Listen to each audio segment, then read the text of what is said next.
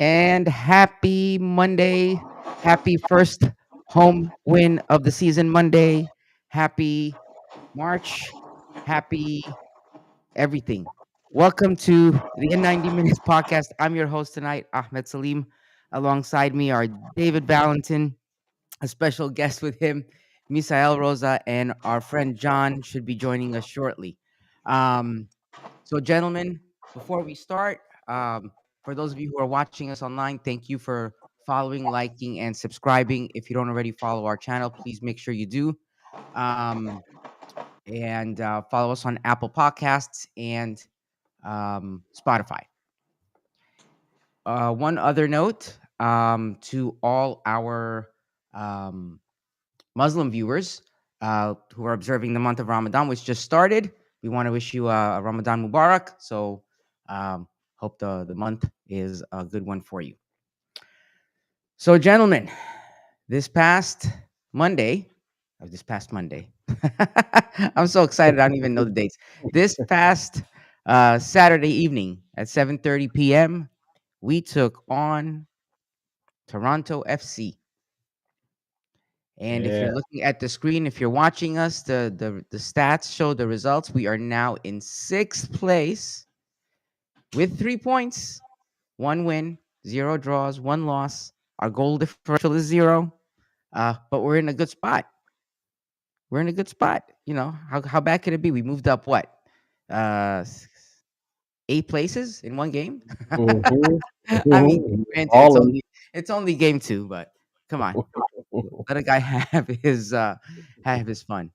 Anyway, so I'm looking forward to everybody's thoughts. Again, just if you have any comments, please feel free to chat with us. If you are on Instagram, we are monitoring the comments. They don't always come through, but we will be trying to respond to you as quickly as we can on Instagram as well. Um, gents, thoughts about the game before we actually no, I'm sorry. Let's step back. We have a bunch of news, right? So this last game that we have, um, there was a lot of firsts for us, right? So this being the first set here, Angulo, our winged friend, made his 100th appearance with the club. So congrats to him on that. Um, 11 goals and 22 assists.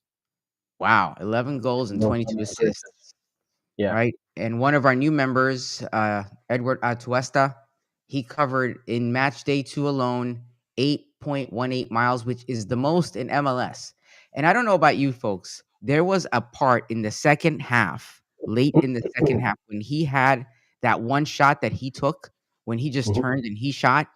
that would have just been the icing on the cake for me as far as the match went. I don't know if you recall that, but I Oh, saw the yeah. play. And then we also have here Dagger Dan Thorelson comes in within the first minute of being in. He scored.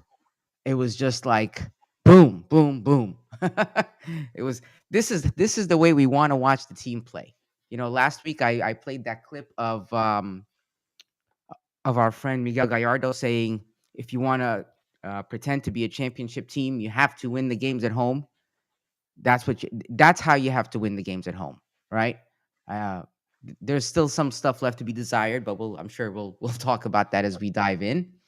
Another debut for us this past Saturday.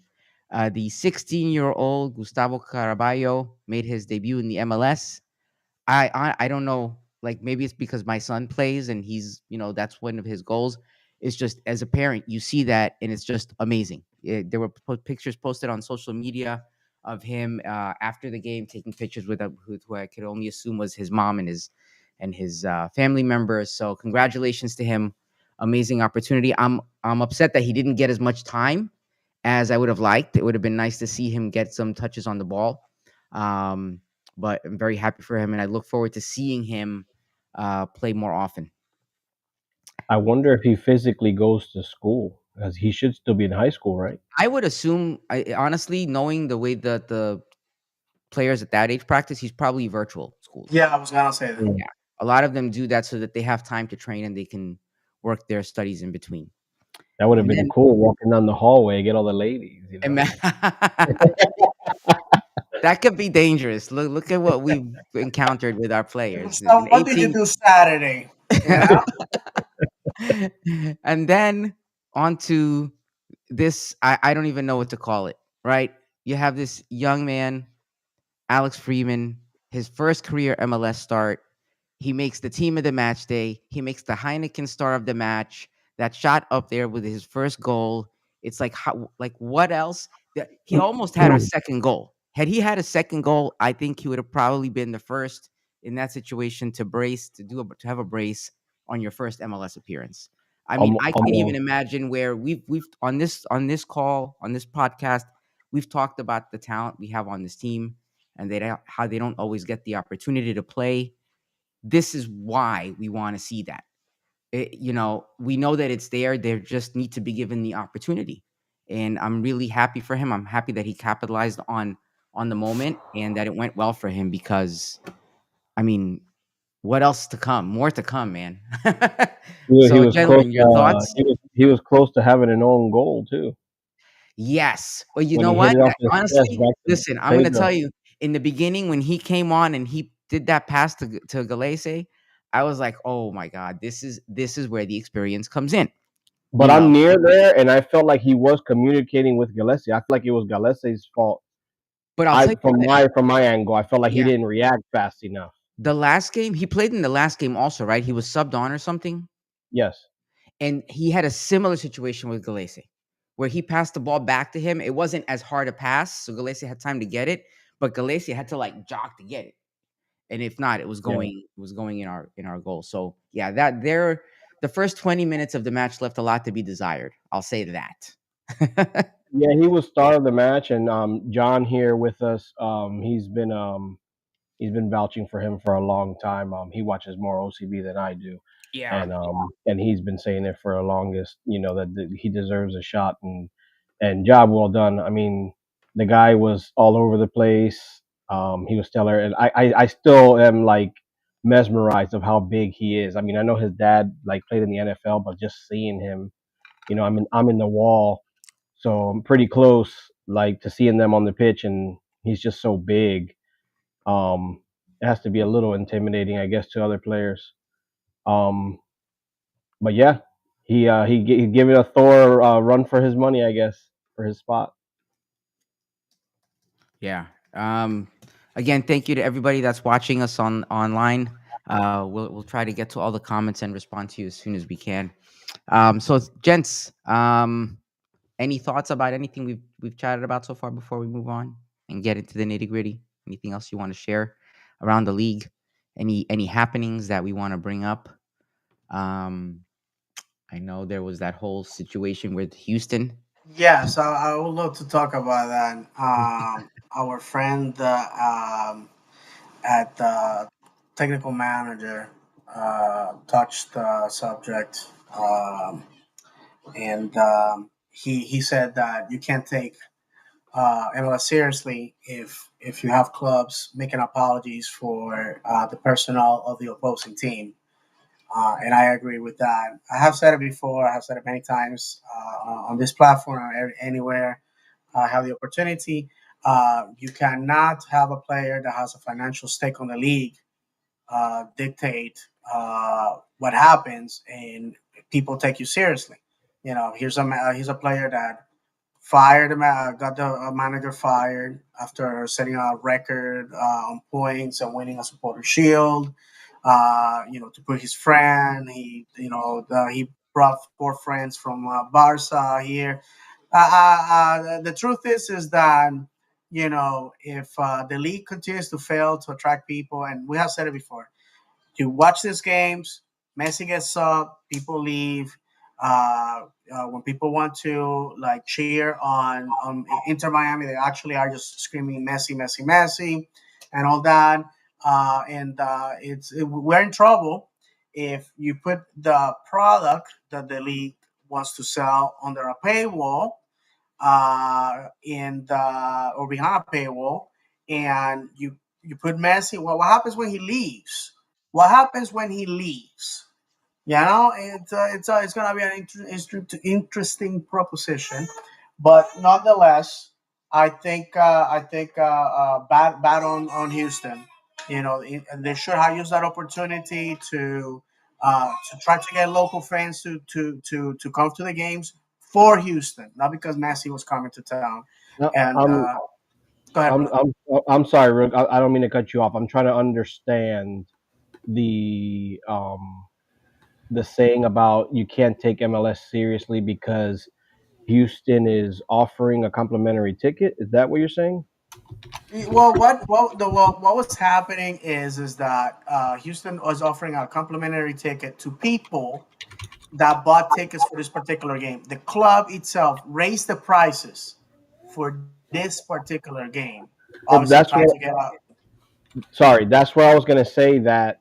Um, so far, I believe everybody has raised their prices though when it comes to Miami. Like even here in Orlando, you cannot buy a single ticket if I'm not mistaken to Miami. You have to buy like a 4 game plan Right, or like correct. a half a season, a full season. You can't just get so it's still a certain way of them trying to get more money out of you. What I don't agree with Hmm. is um you raise the prices for this game and then when you get all that money then you want to go ahead afterwards and apologize and offer something after you reap the benefit. That's the part that I don't agree with.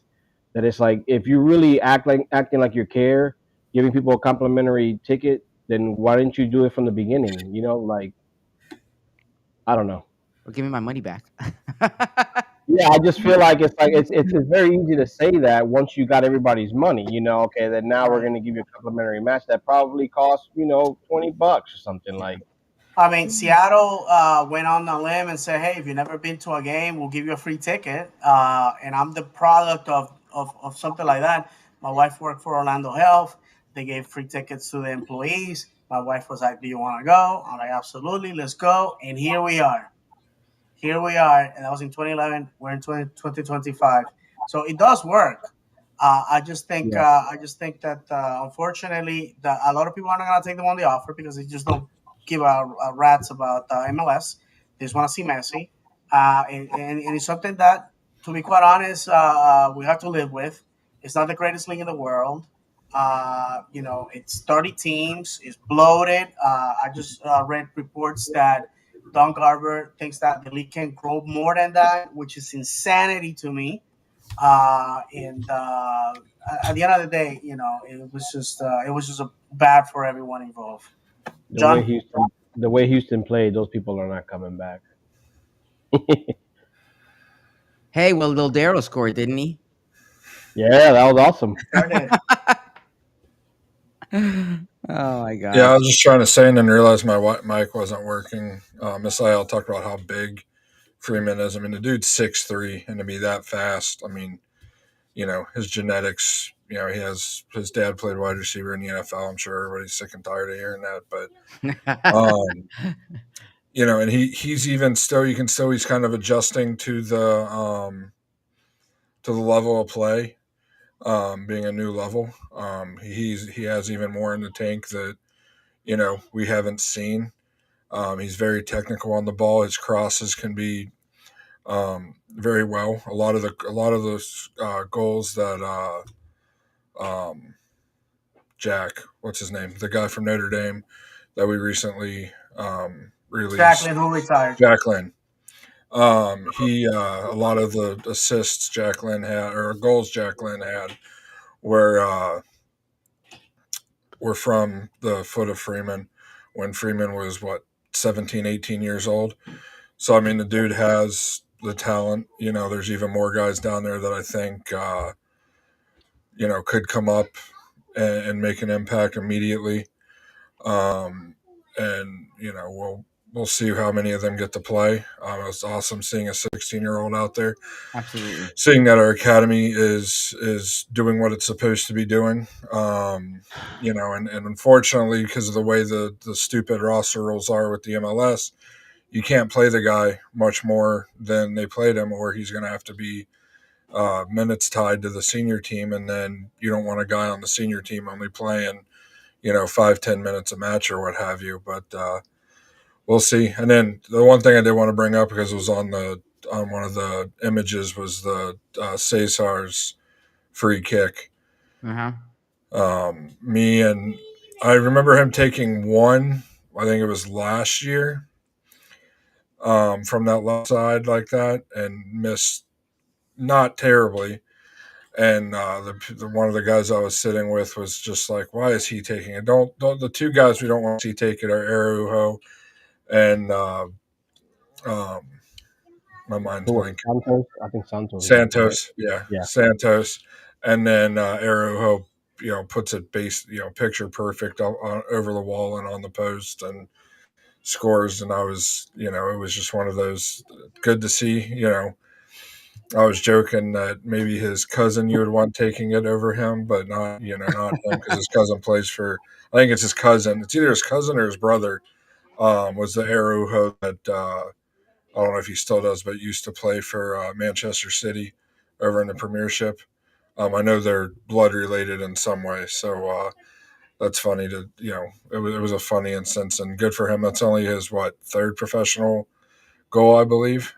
His other two were against the Red Bulls 3 seasons ago now in the U.S. Open Cup run. Yeah. Really quick, the Poppy had said afterwards that Araujo was training. He was practicing the free kicks, and that he was making a lot of them, and that he looked very poised doing it, and that's why he gave them a chance. Yeah. And I Yeah, think I mean this. he beat the keeper. I mean, looking at it on Mhm. the replay and everything, he didn't even have to hit it as perfect as he did, and it would have still been in. He would it could have been buried into the side net, and he would have still made it. He hit it with such pace. I think the keeper was probably thinking what we all were thinking. Yeah, for sure. And No.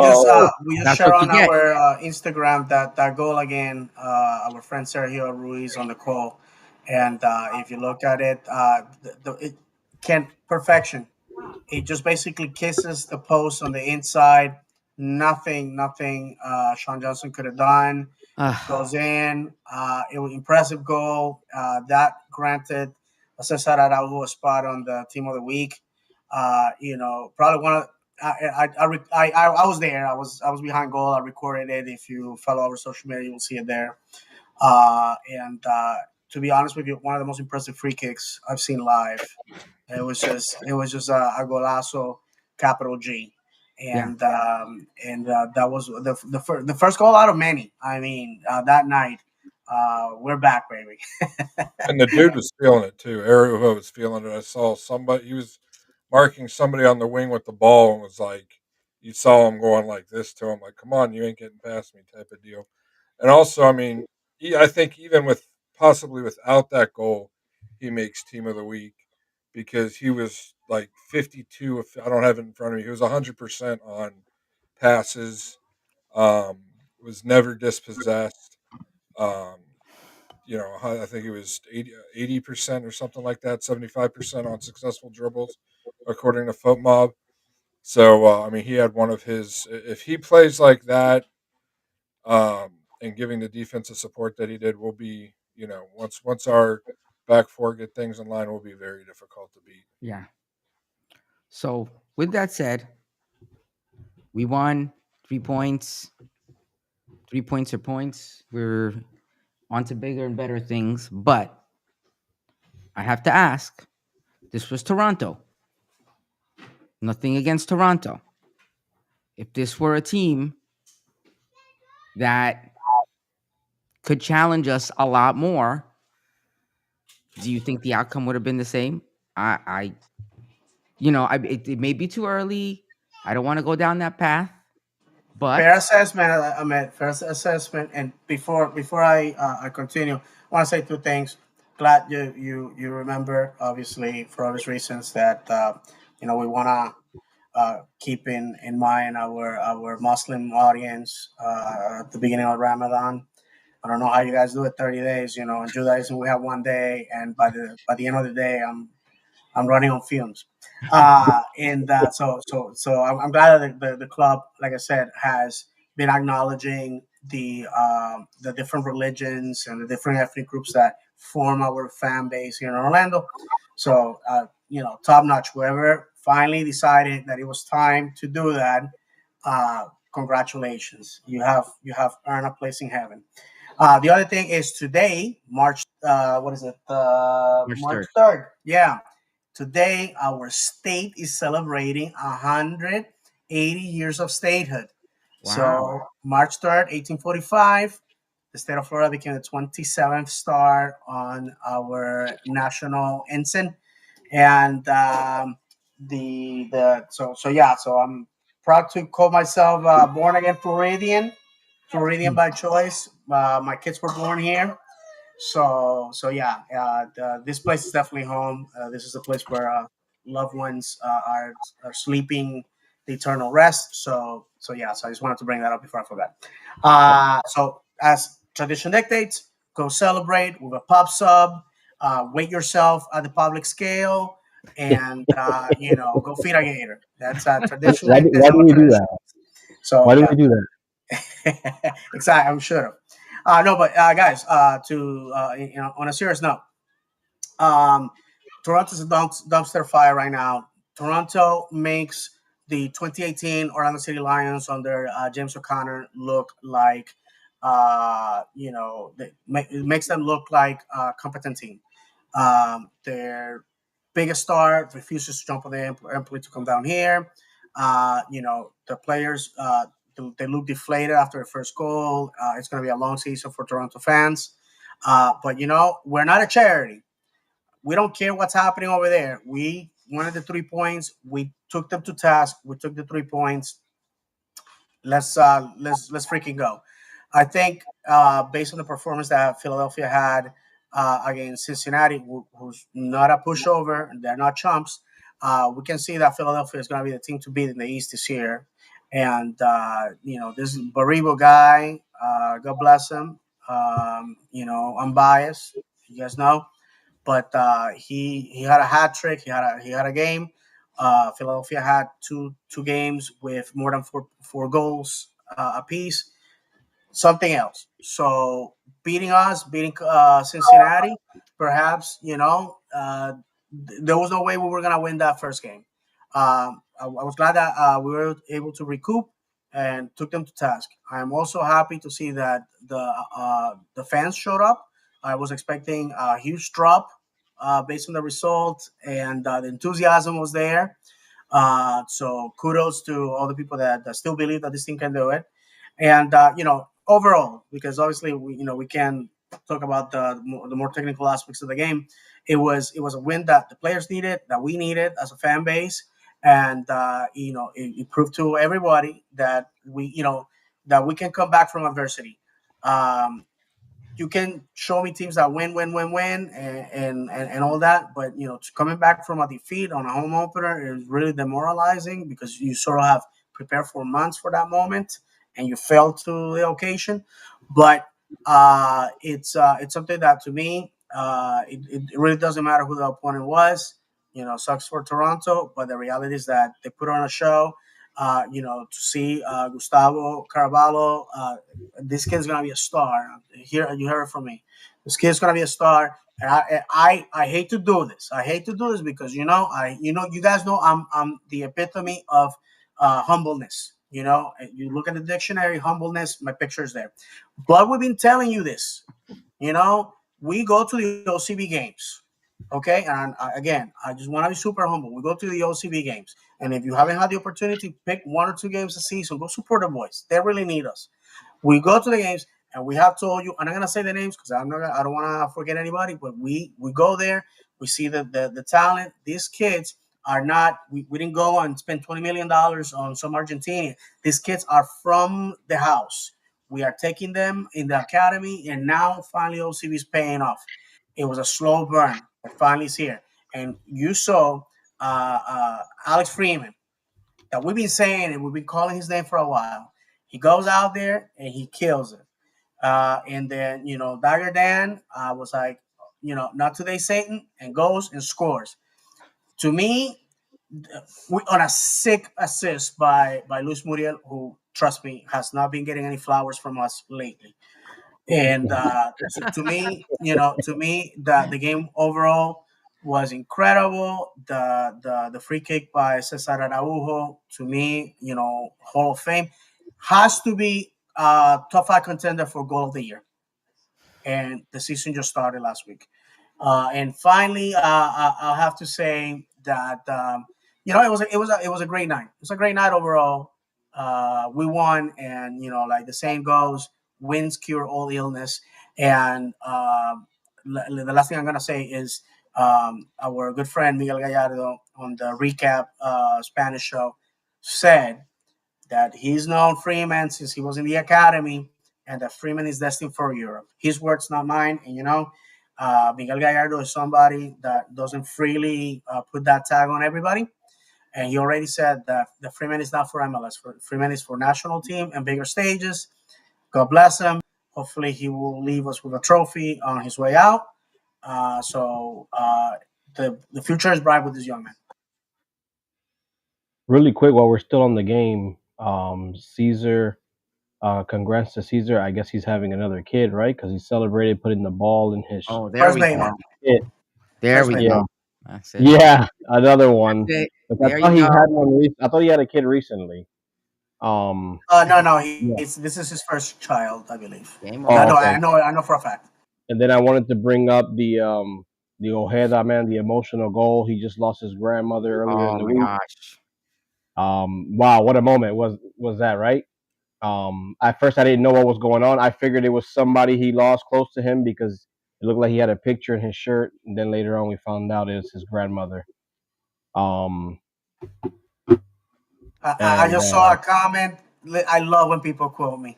I just love when people quote me. See, people accuse our president of being a gas bag, always talking about himself. You guys are gonna make me into one of those dudes. Oh my gosh. Team Bedoya says winners keep winning, losers make excuses. Yeah, I mean, to get to Ahmed's question, I mean, I thought the same thing you asked because we didn't really break them down. Every one of our goals was on Yeah. on a counter or half Yeah. counter. Mhm. We didn't prove that we could break a team down if like a Nashville or a Cincinnati if they're going to sit back and defend. We just Yep. caught Toronto out. I mean, I'm not going to complain. A win's a win, but we still didn't, you know, really Yeah. break anybody down. Yeah, we scored 6 goals through 2 matches. That's even though the record is 1 win better, that's still not, that's nothing to sneeze at, if you will. 6 goals through 2 matches, I'd take that. If we end the season with averaging 3 goals a match, I think we'll win a lot.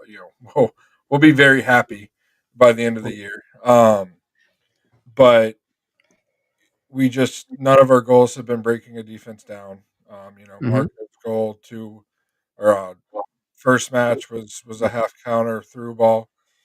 His second goal was off the corner kick where it was just kind of getting knocked around the goal box, and then the four we had on Saturday were all on through balls or balls over the top, and it's something just to keep in mind that they still haven't shown they can break anybody down. And speaking of Marco, he did make the reserve list for Croatia's Nations League match, Oh, nice. UEFA Nations League match. So Okay. it didn't appear as if he's going to be called over. So he should still be with us in 2-3 weeks. But he is on the reserve squad. So if any of their wingers or wide midfielders get injured, I would anticipate him being one of the first to be called up. But yeah, I mean, going forward, I just would like to see them be able to break a team down in their defensive half and Yeah. really be able to score, not in transition, not in the through ball from basically midfield or further, Yeah. but To beyond. create the chance themselves and capitalize on it, Yeah, basically. Yeah. but Really when quick you that have you're on. Sorry, really quick that you're on Marco. I was gonna ask you, what do you think? Maybe I'm looking at it wrong, but if he's the player that we think he's gonna be, and the way he played in the first game, I don't. Maybe I'm thinking about it the wrong way, or maybe I'm getting ahead of myself. But I thought it was kind of cool that we were able to get 4 goals without him basically doing nothing all night. yeah, I mean, he had a little bit of an off match compared to what he had the first match.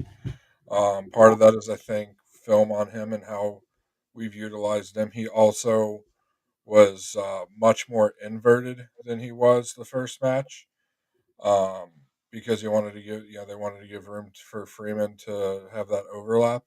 Hmm. So we'll see. I mean, he had a couple good runs, but yeah, I mean, it was good to see that we were able to score that many, and he was not really involved in any of them whatsoever. And guys, if you look at the stats for the game, we had a 45% possession for Orlando, 55 for Toronto. And once again, if you look at the stats, you would have thought that Toronto won this game. We have 4 goals; they had 2. 4 shots on target, so it means that basically any time that we shot on frame, we cashed in. They have 4 shots on target as well. They had 2 shots off target. We had 1. They had 3 shots blocked, and we had 2. So at the end of the day, my good friends, and once again, the stats for the losing team look beautiful, but we say it in this show. We say it again. The only stat that matters is goals scored, and obviously Orlando City 4-2 could have been more.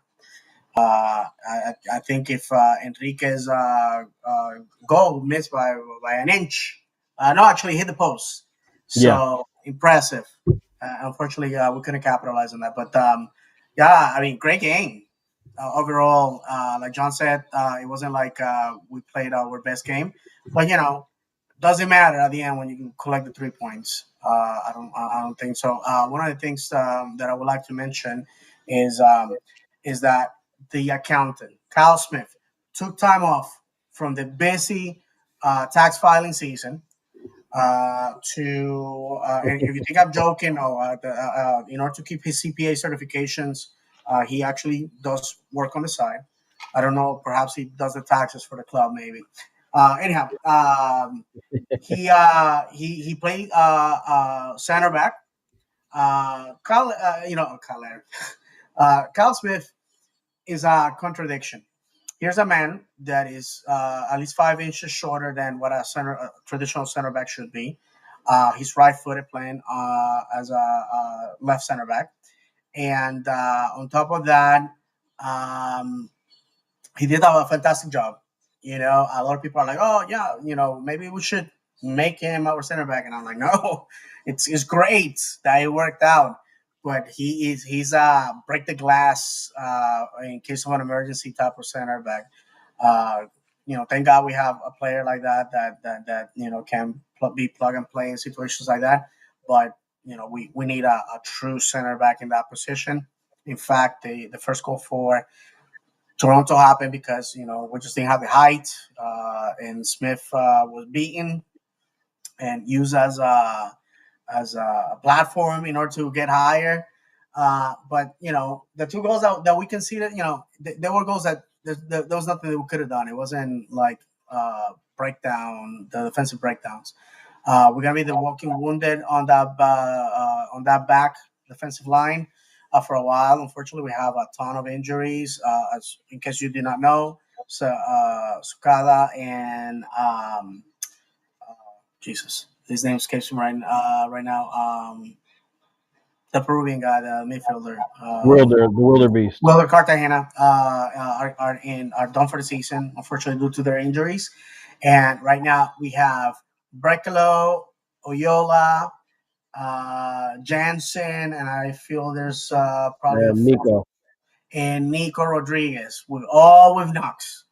So that's unfortunate because next week is gonna be the test that this club has been begging for, and we'll see what happens when we go back to the baseball diamond.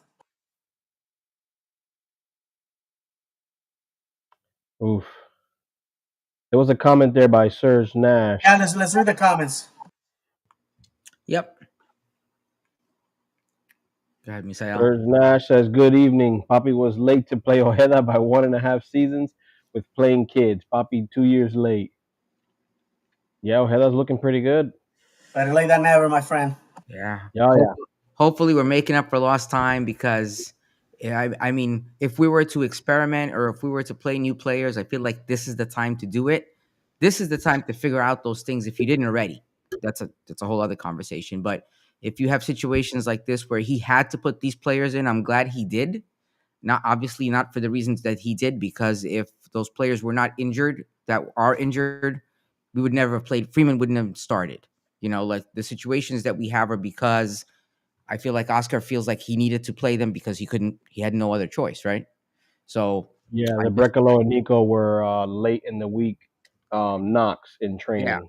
yeah. So I hope this gives him the confidence to later on in the season play them without hesitation, you know, because that's what we always talk about. It's like, especially if you're not in the best place. So, When David brought it up, that first goal was, kind of due to a lack of height on our back line. I mean,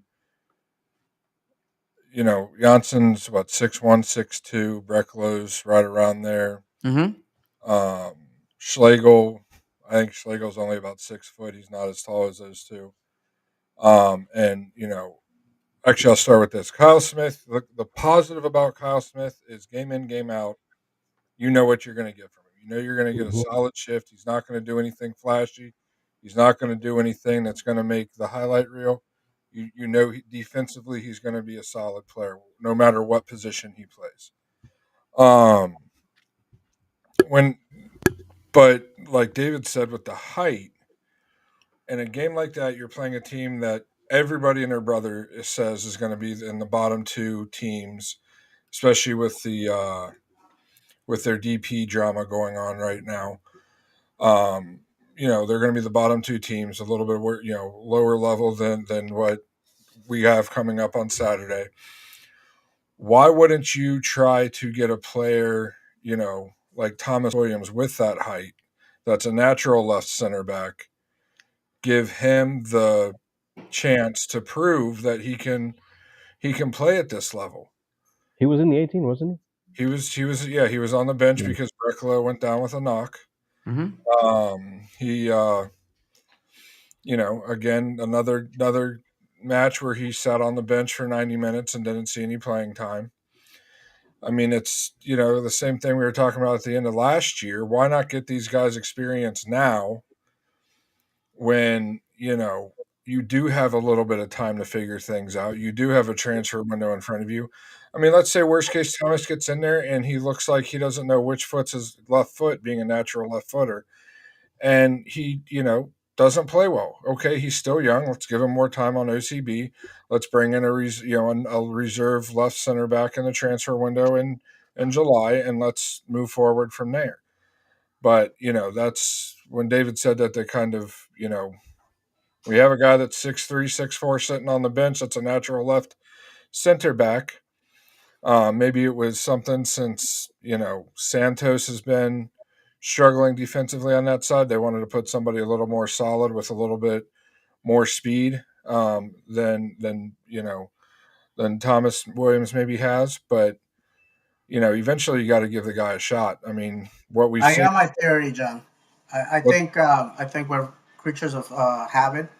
Uh, I think Oscar went with tried and true. As much as we love Thomas Williams, we have said it here before. Super talented kid, no less than Caraballo, or no less than Freeman. Personally, I think he would have done a fantastic job. But like you said, Smith is solid at giving you exactly that, just a shift, and he's not going to be flashy or anything like that. And I think for the most part, Oscar just went with somebody that was going to help him get a win. Losing a second game in a row at home when we're going to be on the road for 2 games probably wasn't ideal, and that's the reason why it went down the way it did. I was just about to say that he always mentions about winning in front of the fans, and after this game, he did bring it up about we were able to get the win for the fans. So I was going to say the same thing as David. Is I think he just a creature of habit. He went the safe route instead of experimenting just to get the win at home. I'm hoping he goes with Thomas on Saturday. because I don't know about Brecalo. That is Well, the I remember question. when Brekalo was healthy, first match he put Schlegel at that left center back. Hmm. And that brings up an interesting thing. Would you rather have a Schlegel who's going to make the amazing play, but not always know what you're going to get? Has the high ceiling, low floor type of thing, or rather have a Kyle Smith that has about a 7 foot ceiling, 7 foot floor to ceiling rather than the 13. Which one would you prefer to have? Yeah, I Oh, hear you. it's tough. All right. So we covered the game. So this coming Saturday, just short of 4 days, 21 hours or so, we are going to be getting on a plane, flying up to Play the, the Big Yan- Apple, play the Yankees. flying up to the Big Apple, playing NYCFC, who our track record with is not the best, especially when we're playing away. And as we were mentioning earlier, the last time we were there, we ended up losing Stadohar due to an injury. Obviously, NYCFC lost a player as well to a major injury, and that was basically the last time we saw Stadohar. Um, so our record right now is we have 1 win, 1 draw. I'm sorry, 1 win, 1 loss, and NYC has 1 draw against our neighbors to the south, and then a loss to LAFC. So I feel like this is like an uphill battle for us just because of a variety of factors, right? Historically, if you look at all the games we've played with them, our record is they have 9 wins, 10 draws, and 7 wins for us. Oof. So yeah, so we're a little bit on the losing side on this one. Um, Not super confident going into it. I like what I've seen from the team, but I feel like was it John or David that said this is going to be the ultimate test of this team and what we can do. All the talent, just throw it in there and see. Like at this point, this would be the one game that I say, you know what, Ike would take the excuse. It's early in the season. Throw everything you can at this. Let's see what we come up with.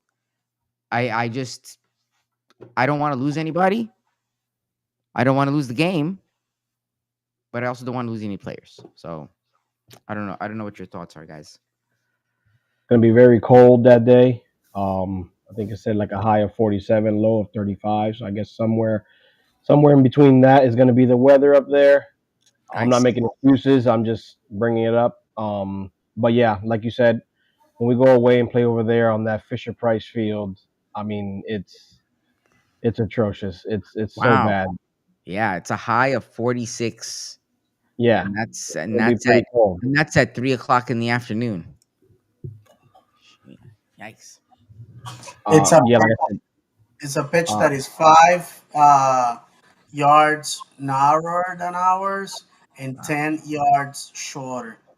The part that is supposed to be the outfield is solid clay with patches of grass that move on top, and then I'm sorry, the infield, and then the outfield is just it's just grass that is very short. I mean, it's not a surface that gives itself for safety or for beautiful games.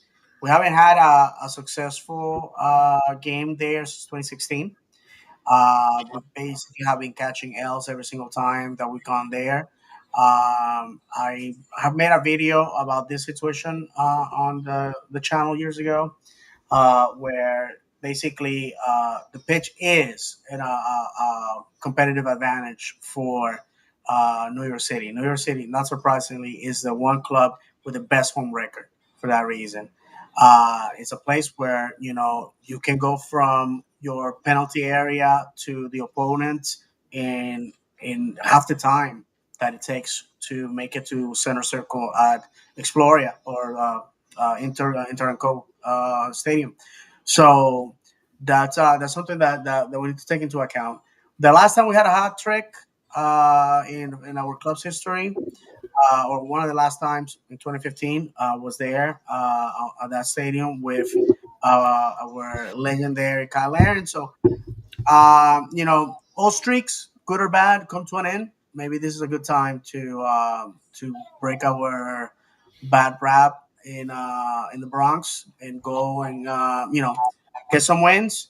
Then after that, get out, maybe get some shawarma or some hot dogs or whatever's out there and enjoy ourselves.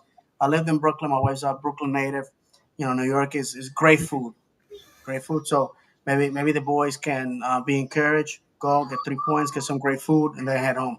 So that's the expectation. It's gonna be cold, something that we haven't experienced here in a while.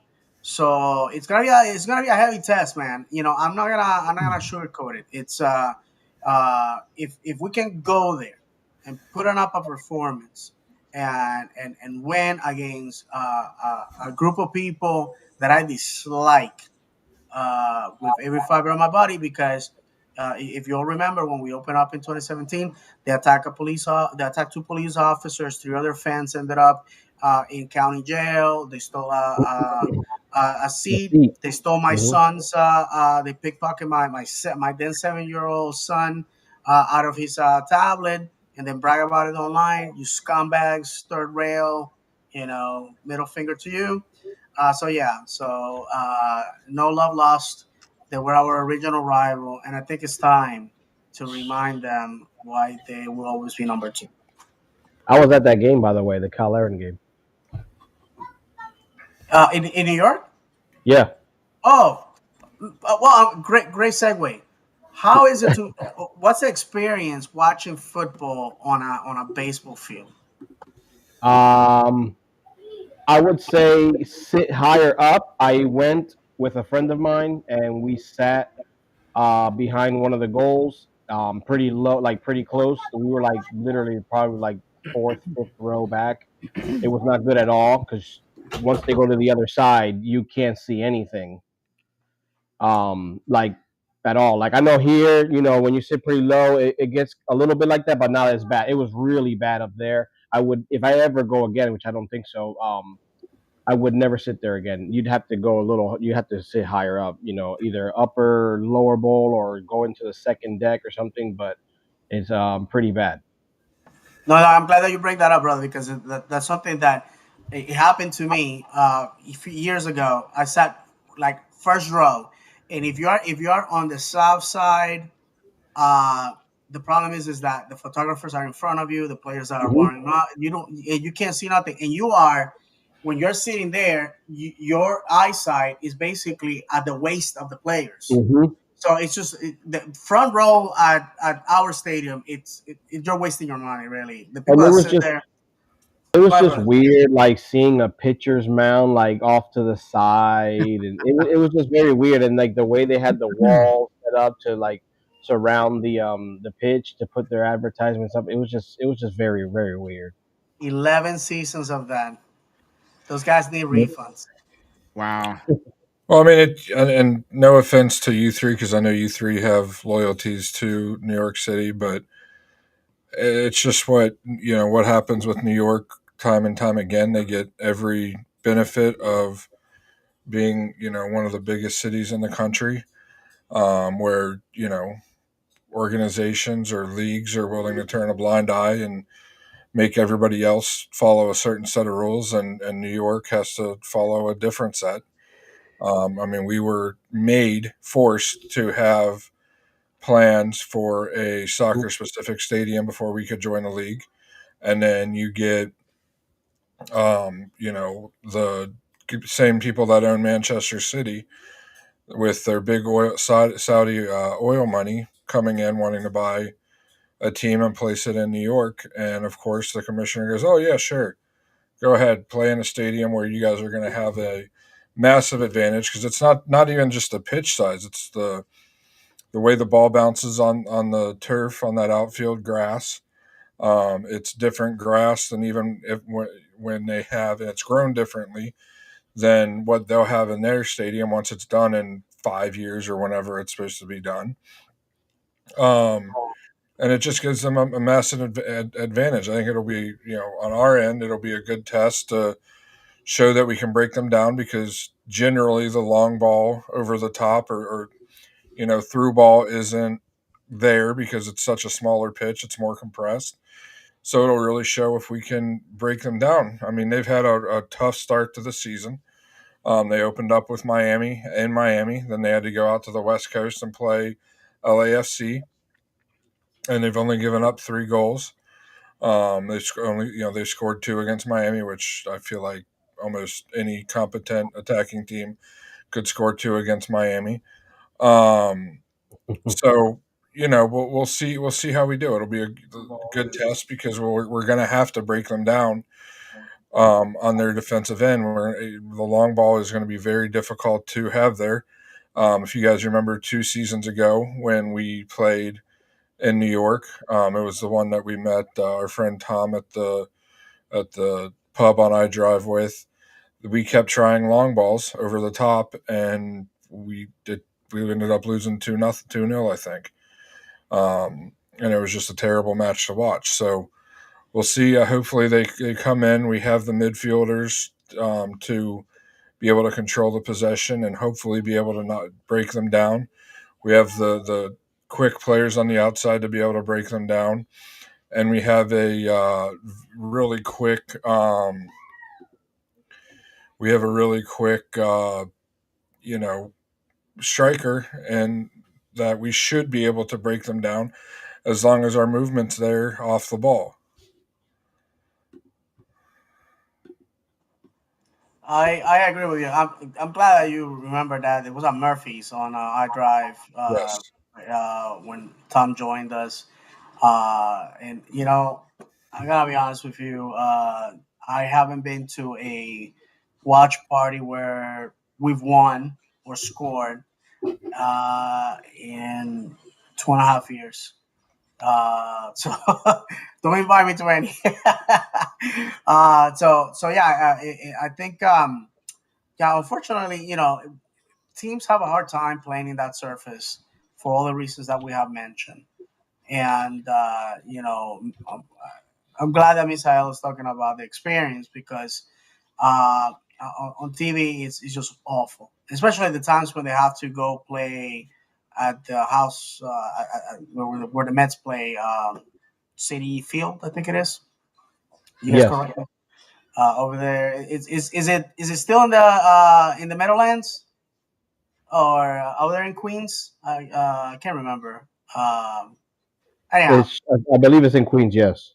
yeah, over there in Flushing, I think. And you know the uh, the league, like John said, play favorites. 11 seasons, 10 years of this.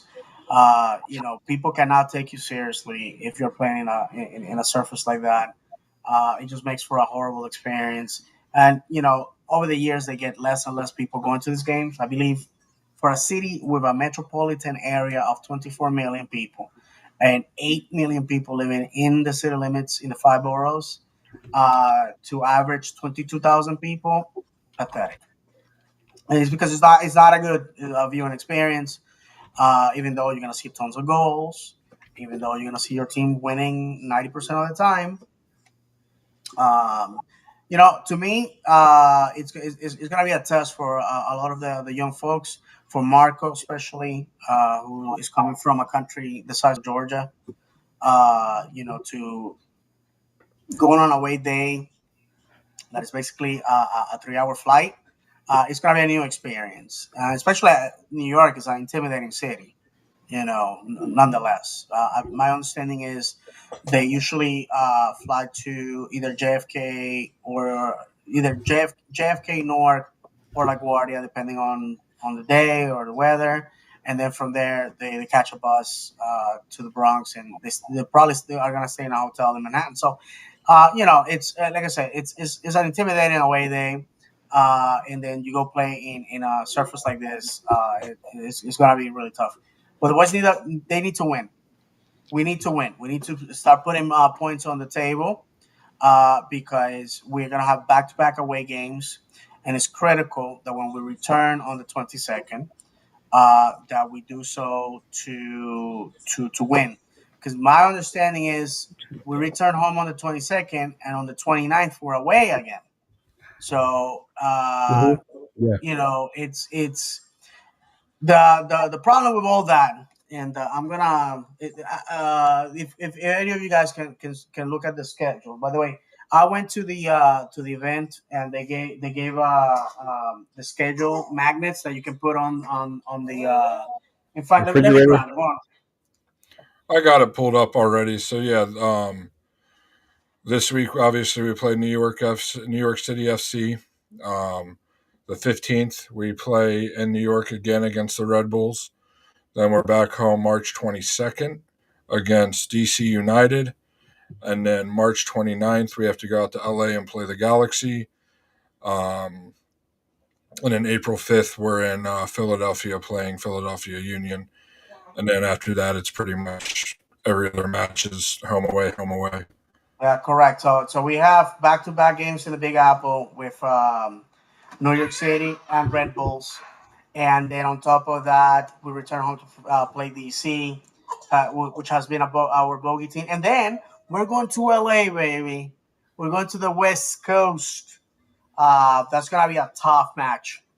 That's a 6-7 hour flight on a very hostile place. I don't think we are gonna be playing LA. The LA that won the MLS Cup last year. They had their issues just like we have ours. And then again, back to back. After that, we are going to Philadelphia. Not to West Philadelphia, to Chester. So we'll see. We'll see by then if we can make some noise. And if Philadelphia is still the machine that they have been, so it's going to be very very entertaining because we this year it appears that our home stances are very short. The next time we play back to back home games, it's gonna be August 10th and 16th. That's gonna be Miami Oh, wow. in Kansas City. This year, it's basically just so you know, home, home, away, away, home, away, away, home, away, home, away, home. Oh, I'm sorry, May 10th. We got back to back with New England and Charlotte. So home, home, away, home, away, home, away, away, home, away, home, home. It's well, you guys catch what different. I mean, it's gonna be very difficult for our. It's gonna be a difficult year, and I think And just keep LA in mind Galaxy was that, that. that's not taking into account the tournaments. Yes. Yes, Open Cup and Leagues Cup, which we're not taking time off for any of this, the way it should be, in my opinion. And it appears that LA Galaxy is going to be our one and only trip to the West Coast, if I'm not mistaken. Once again, we're playing Vancouver at home. A shame we haven't played in Vancouver since 2017. I was just about to say that we never go there. Yeah, we never go there. That's a shame, man. That is. If you're an Orlando City fan and you go to an away day at Vancouver, know this: you're a god among men. You're a god among men. And same I goes want to for go. their I fans want to when they go go. there. I want to go there. Same here, brother. It's on my bucket list. So yeah. So it seems like our travel this year is we're going to St. Louis for the first time on June 25th. Oh, nice. And let's see, that seems to be our only long trip. Everything else perfectly comfortable in the East Coast. So we have a very conductive. Oh, by the way, we finished the season October 18th at Toronto. So beautiful bookend there. We'll see how both teams are at that point. But yeah, it shall be interesting. This season shall be interesting. Well, I'd like to hear guys, with it being a difficult month, playing 3 or 4 on the road here in March, and the three of the four that we do play on the road being New York, Red Bulls, and the Galaxy. All teams that, I mean, obviously Red Bulls won the cup last year. Uh, NYCFC, always a tough game for us, and then Red Bulls were in the championship, and then the Galaxy won the champion MLS Cup. Our one home game is against DC United. What do you guys foresee for this month? How many points? Who do you think we're going to beat realistically? I mean, I know as a fan we think we're going to beat everybody, but where do you guys see us ending the month? How many points do you guys see us getting this month? If I mean, realistically, I'm going to say on those 3 games, 0. You don't think we're going to beat DC? No. Wow. I thought I was negative You wanted honesty. You said, you always think. Of course, you always think you're going to win every game, and you want to. But I don't think so, man. Benteke right now he's still on fire, and I don't know, man. We're talking about those 4 games. Yeah, for the month, 4 games. NYCFC, Red Bulls, DC at home, and then visiting LA. And visiting LA. No way, dude. You don't even think we fix a draw in there somewhere, maybe this week or next week? I think if we are going to draw, I think it would be DC. I just think when it comes to NYCFC this Saturday in that cold weather in that small pitch, we don't fare well there. I don't see us winning that game, especially with the injuries that we have. We have no depth. Hopefully, this guy.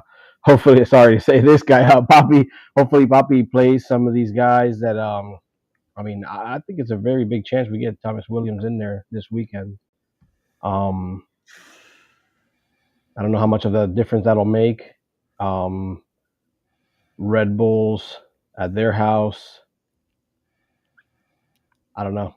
They were pretty good last season. In the playoffs. They weren't very good in the regular season. Yeah, in the playoffs. I honestly think if Janssen, going back to the center back situation, if Janssen's not good to go for that DC game, I could see them, I could see that being the match that Williams gets some time in because of Benteke, and we need an aerial presence in there with Benteke as their striker, because that's I'm not going to huge. That's what he's known for. What do you think, Ahmed? How many points? I'd be happy with 6 points. Oh, what games are those? Well, no. I mean, listen. If we win 1 and the rest are draws, there's your 6, right? I mean, we get 6 points on those 3 games, given that 3 out of the 4 games are travel games. I say that's a huge win for us, because that's tough. You're talking about going to three tough games for a lot of teams that have a lot to prove. Like NYCFC, they need a win, right? So they're like out this week. They need a win, and then the Red Bulls, because it's the Red Bulls. LA Galaxy, hello. I'm still my mind's still blown that they lost to San Diego. That's a whole other. So all these situations, though, these are teams that are going to be. This is really why I was asking what I said about Toronto, right?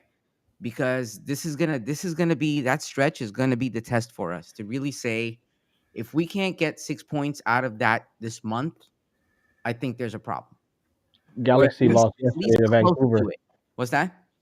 Galaxy, sorry to cut you off. Galaxy lost yesterday to Vancouver. There you go. Guys, information here that is pertinent. The first round of the Open Cup starts March 18th. And then the second round will be April 1st and 2nd.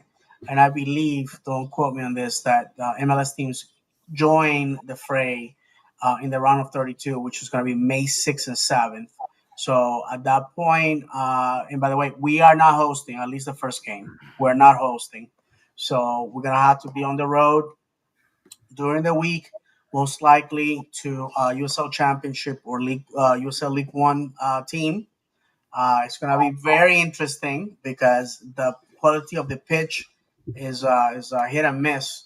So you wanted the Thunderdome, you're gonna get it because I believe in June. That's when we're gonna be playing for the Leagues Cup. And actually, I'm trying to look for the schedule, and it's July. July is when we are going to be, and our first game is gonna be July 30th against Pumas. Pumas. Yeah. Yeah, Oh God. buddy. Oh God. University. Yeah, it's Universidad Nacional Autónoma de Mexico Pumas. That's who we're gonna be facing, July 30th. So yeah. So I mean, like I said, it's gonna be interesting. Personally, I can care less about Leagues Cup. I think it's a made-up trophy, and as long as Mexican teams are not playing at home, it's meaningless to me. Open Cup were the favorites. Open Cup were the favorites. It's another trophy on the case, an opportunity to play Champions League next year. So why not? Plus, $500,000 for the winner. Um, that's something. I don't know. I wouldn't throw that money away. So it's an opportunity. I think, and like I said, if we win Open Cup, then we can go into the playoffs with bravado, with a chip on our shoulder. We'll see what happens. But yeah, when you're the favorites, you gotta win it. You gotta win it. I honestly, I believe that we can do it. So we'll see what happens. I think Orlando City has a tough matchup coming up this 2 weeks with Red Bulls and New York City. But you gotta make a statement win. You gotta make a statement win. A lot of people were calling us frauds. That we were playing soccer terrorism and all that. But the reality is that if you want to change people's perception about your organization and our history, because I mean, let's be honest, we have seen teams that either join with us or after us who have already lifted the trophy. So yeah, you just gotta go and prove to people that what happened on the opener was an outlier, not the rule. So that should be that. Um, Obviously, we don't have any comments other than we need to feed kids in Africa, which I am 100% in favor of that. Uh, uh, People are listening to this are like, what the hell is he talking about? Somebody spammer. If you're watching on YouTube, you saw it, but we Yeah, for moderated sure. it and caught it. Yeah, absolutely. But So I don't wanted. forget this Saturday. Ahmed, I saw you have the graphic in waiting. There's the watch party that Lions Den's putting on. Yep, right there. At Hourglass Brewing up in Longwood. The address is 480 South Ronald Reagan Boulevard, up in Longwood. It's a little bit bigger facility, or it's not a little bit, it is a bigger facility than what they were at last year. I believe Cappy's is going to be there yet again. Oh, nice. Last year it was, I think were all three of us there. Did all three of us Yeah. make it last? Yeah, all three of us made Yeah. it last year. Messiah wasn't a contributor yet. Did you go last year, Messiah, or did you miss No, out? I didn't make it. Okay, but it was a fun time. A lot of people there. Cappy's always makes good sandwiches. It's a fun time. Be there for a little camaraderie to suffer through having to watch our boys play on a fake soccer pitch in a baseball stadium. And hopefully they come away with a win and make it an even better time. They are re-releasing their personal brew, no mango, no party. Nice. I'm not a fruity beer person, so I did not try it last year. But I heard good reviews on it. It was good. No Blue Moon for you? No, Miller Lite, Guinness, Heineken, Ooh, Guinness, hardcore. Kentucky bourbon barrel whiskey. Before we forget, we wanna give a shout out to the guys of Lemon City Live. They're a new outlet covering Orlando City. So big shout out to Gustavo Chacon and John Paz. They're accredited. They go to post game conference, and they also have a wrap up from the pitch.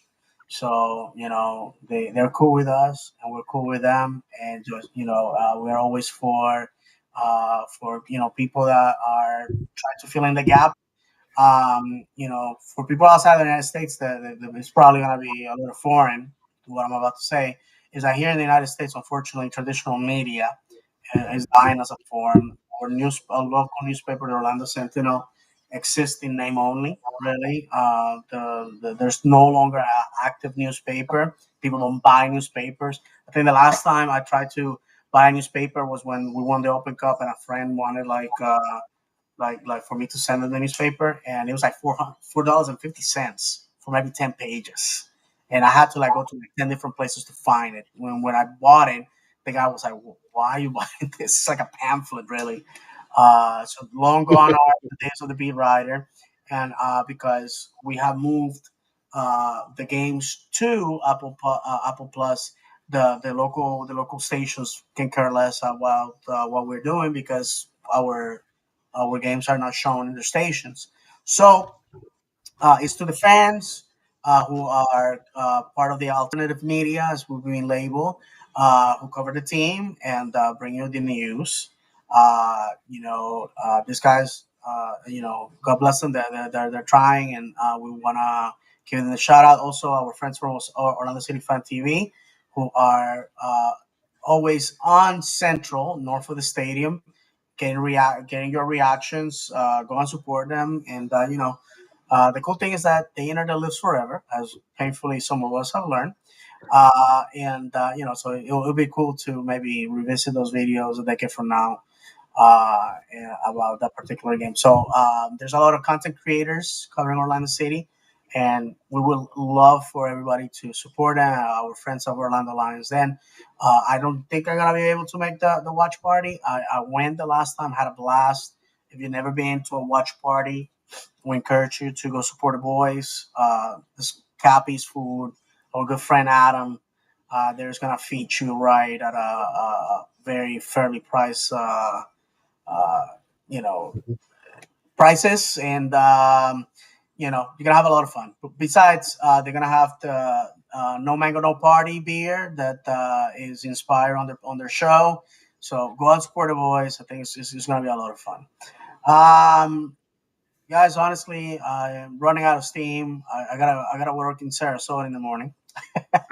Ooh, So unless you guys have anything else, I mean, at least from me, I think we have covered everything. Obviously, we hope that when we see each other again next Monday, that we get to talk about a win. And to be honest with you, I'm excited, man. The season started. We already suffered a defeat. We're elated by a win. Our first away game of the season for the Orlando City fans and the New York metropolitan area, and near states, and to the fans that are going to be traveling, travel mercies, and hope guys have a good time, and you get to rub it in to the snobby Manchester City junior people, and that we get to come back with a win because we Gi- need it. give give us your point prediction for the month, David.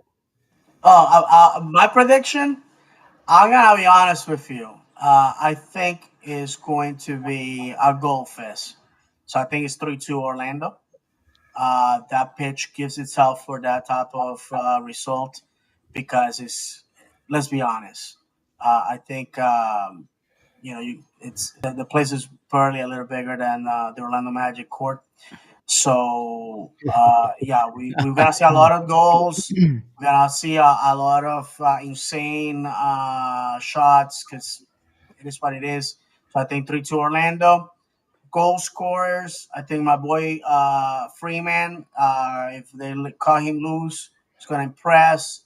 I think Marco is gonna get himself another one, and Ramiro Enrique, Boy Wonder is going to get his for the season. So I think that's where our goals are going to be coming from, and based on our last experience, I hope like Ahmed said, I hope everybody's healthy. I hope everybody comes back in one piece. Yeah. And that pitch has claimed a lot of players in this league. And that's A what And I'm lot of saying. bodies. A Yeah. lot of And bodies.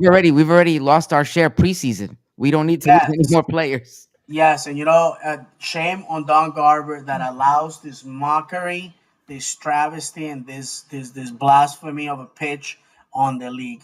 And I actually watched an interview with Maxi Morales, who played for New York City for many years, and they asked him.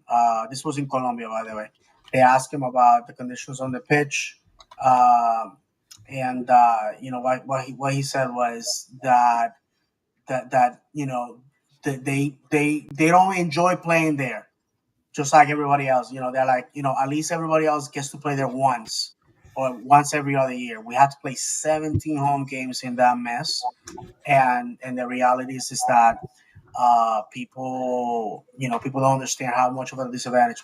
I disagree with him because I mean they get the results, but the amount of injuries they sustain, they're by the truckload, and that's the reason why they have a problem obtaining personnel there for that reason as well.